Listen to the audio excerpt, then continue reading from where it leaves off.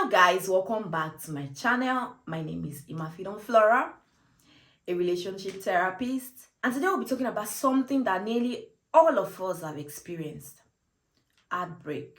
It's not just about the tears, the late night overthinking, but we're diving into why it really hurts so much, physically, emotionally. If you've ever said, I feel like I'm dying inside, if you've ever doubted your self-worth, you're not really alone.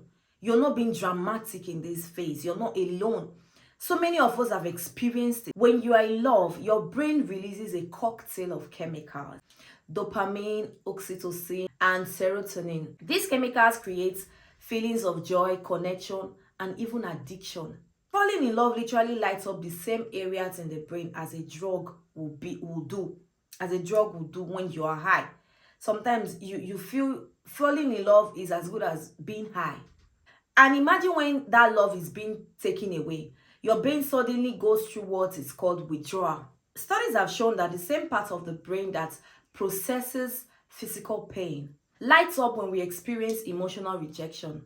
That's why when you are heartbroken, you feel a sudden punch in your chest, as if it had been done physically, even though nothing physical happened. So it's like you're having a physical pain, but whereas it's the same brain that is processing a physical pain that is actually being triggered when you're experiencing a heartbreak. Now let's talk about attachment and identity.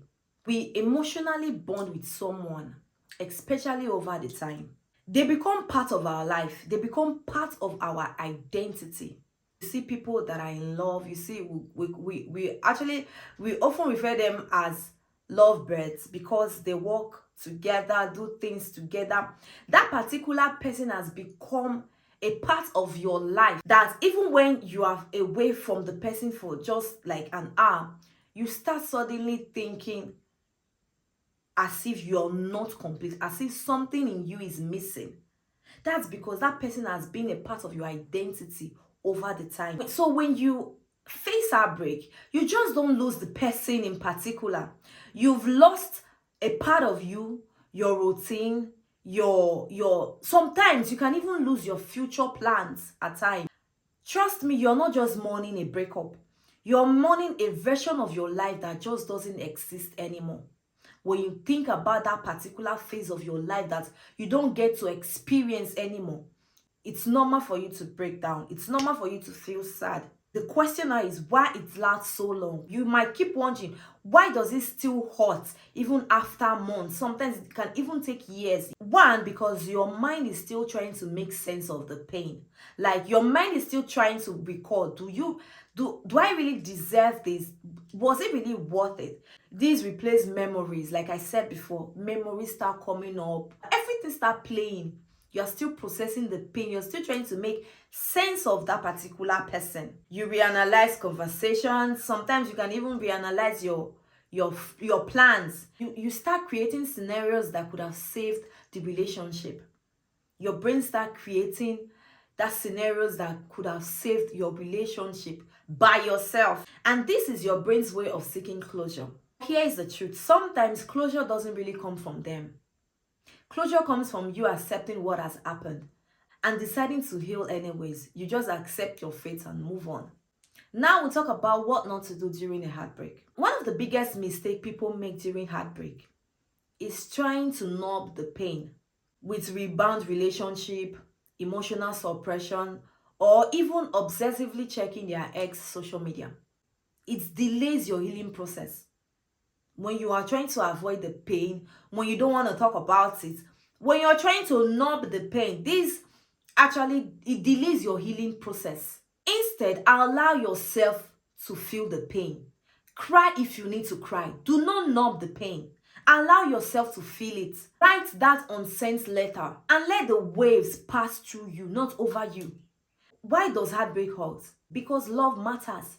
If it wasn't important to you, you won't be heartbroken. You are heartbroken because it was important, it was worth it, you were in love. You don't give what you don't have. You don't fake what it's not there. So when you are in pain, that means you were in love. So trust me, whenever you see someone that has just been heartbroken or is going through breakup and it's fine, as if nothing happened. It's either they were never committed, they were never in love, or they are trying to numb the pain. Your pain is a reflection of your depth, your capacity to care, your ability to bond. Now, here's the truth. If your heart is capable of loving deeply, deeply, then it is capable of healing deeply. Total healing that you feel as if nothing ever happened. Trust me, you are not broken, you are becoming. If this helped you feel seen, leave a comment below and tell me what part of heartbreak hits you the hardest. Don't forget to like, subscribe, and hit that bell because next we'll be talking about 7 things that keep you stuck after a breakup. Until then, don't forget to take care of your heart. It's still beating for something beautiful. I'll see you on my next post. Bye.